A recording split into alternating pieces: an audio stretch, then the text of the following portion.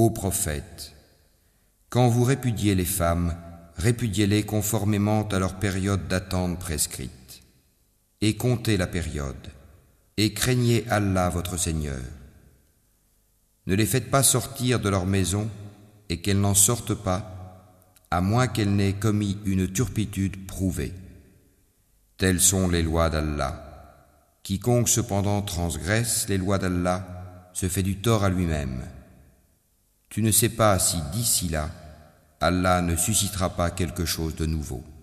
Puis quand elles atteignent le terme prescrit, retenez-les de façon convenable ou séparez-vous d'elles de façon convenable et prenez 2 hommes intègres parmi vous comme témoins et acquittez-vous du témoignage envers Allah.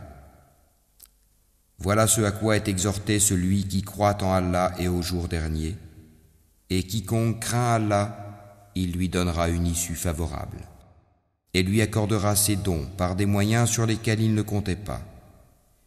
Et quiconque place sa confiance en Allah, Allah lui suffit.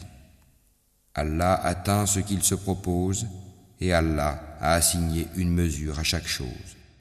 Si vous avez des doutes à propos de la période d'attente de vos femmes qui n'espèrent plus avoir de règles, leur délai est de 3 mois. De même pour celles qui n'ont pas encore de règles.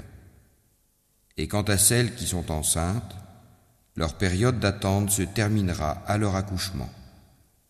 Quiconque craint Allah, cependant, il lui facilite les choses. Tel est le commandement d'Allah qu'il a fait descendre vers vous. Quiconque craint Allah, cependant, il lui efface ses fautes et lui accorde une grosse récompense. Et faites que ces femmes habitent où vous habitez et suivant vos moyens. Et ne cherchez pas à leur nuire en les contraignant à vivre à l'étroit. Et si elles sont enceintes, pourvoyez à leurs besoins jusqu'à ce qu'elles aient accouché. Puis, si elles allaitent l'enfant né de vous, donnez-leur leur salaire, et concertez-vous à ce sujet de façon convenable. Et si vous rencontrez des difficultés réciproques, alors une autre allaitera pour lui. Que celui qui est aisé dépense de sa fortune, et que celui dont les biens sont restreints dépense selon ce qu'Allah lui a accordé. Allah n'impose à personne que selon ce qu'il lui a donné, et Allah fera succéder l'aisance à la gêne.